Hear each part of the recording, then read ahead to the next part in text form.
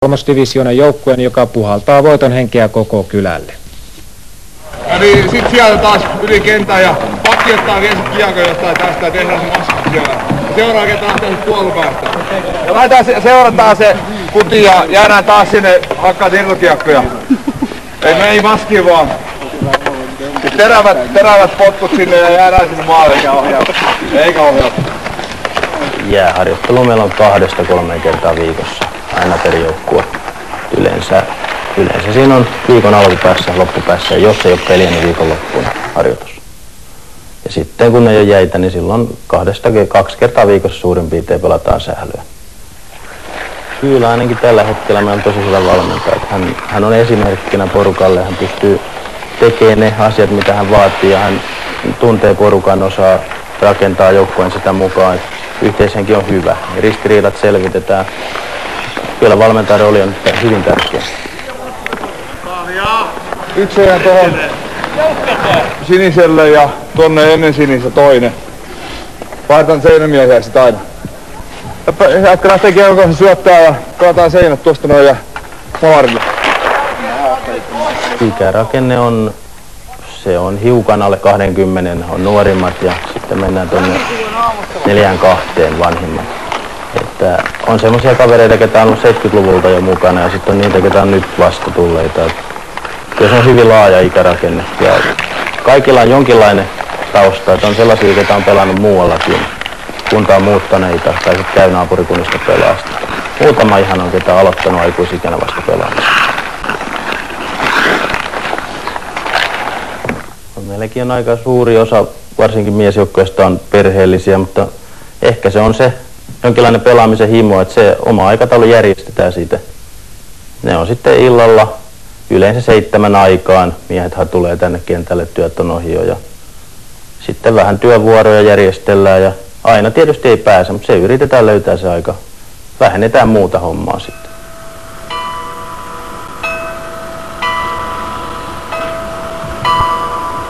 Urjalan väkiluku on hiukan alle 6000 tällä hetkellä ja mun nähdäkseni täällä olisi ihan kehitysmahdollisuuksia, kun saataisiin pidettyä nuoret paikkakunnalla ja just tällaisten harrastusten myötäkin siihen on mahdollisuuksia. Työelämää pitäisi kehittää.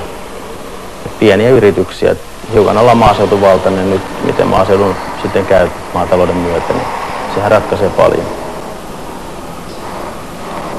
Kahvit tippunetaan ja aloitetaan sitten, niin mennään nämä asiat ja sitten katsotaan, jos on jaaritteluja. Lopetetaan turhat höpinät ja aloittaa Urjalan Sisukiekko ry:n tämän vuoden ensimmäinen johtokunnan kokous. Talous rakentuu omien talkoiden ja kunnan avustuksen parin lähinnä. Pieniä lahjoituksia joskus saadaan. Me on tehty kesäteatteriin myyty lippuja, sitten on myyty omia tuotteita, lippalakkeja, kiekkoja, perkkareita. Sitten me ollaan tielaitokselle aarausviittoja laitettu ja kaikkea tällaista pientä, mitä on saatu. Niistäkin kilpailee tietysti muut paikkakunnan seurat näistä talkoista. No kakkosdivisioona edellyttäisi jo huomattavasti parempaa taloutta, koska se on valtakunnallinen sarja. Pitäisi kulkea pitkiä matkoja, silloin pitäisi löytyä sponsoreita, mahdollisesti oma pussi. Ja sitten ennen kaikkea edellytyksenä, että olisi oma tekojää tai pieni halli. Et ilman sitä ei saa pelata, ei pääse edes yrittämään, vaikka menestyisi kolmassa. Niin kauhean näiden ihminen. Kysy sä. Jossa oli, että... Kalavelkaa noille ja olemme voittu niitä koskaan. Ollaan. Nyt voitetaan sitten täällä nykki.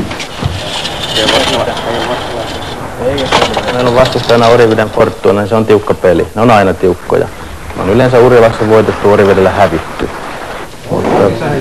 Toivotaan, että tänään tulee voitto.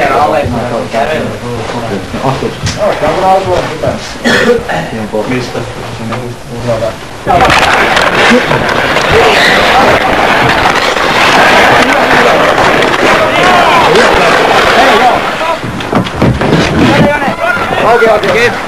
Se on sellainen toinen koti tavallaan lähtee pelaamaan. Että se on se tuntee tulevansa tuttuun porukkaan, niin se on tosi mukava fiilis. Mutta kaveri tarvii apua, niin kyllä sitä mielellään lähtee ja uskaltaa pyytää apua. Kyllä me on paljon autettu toisia.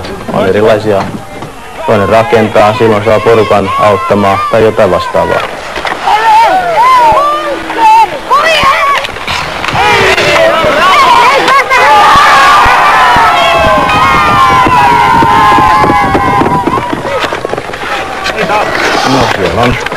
kovia tappioita ja reiluja voittoja, pelejä ilman maalivahtia ja kaikkea tällaista. Kyllä, mun mielestä se hauskuu ne vanhat muistot, mitä kertaillaan aina kauden jälkeen. Et se, yleensä ne vanhat pelit aina tulee mieleen, että sitä jaksaa sitten eteenpäin. Ottelu päättyi Fortunan 7-3 voittonumeroihin.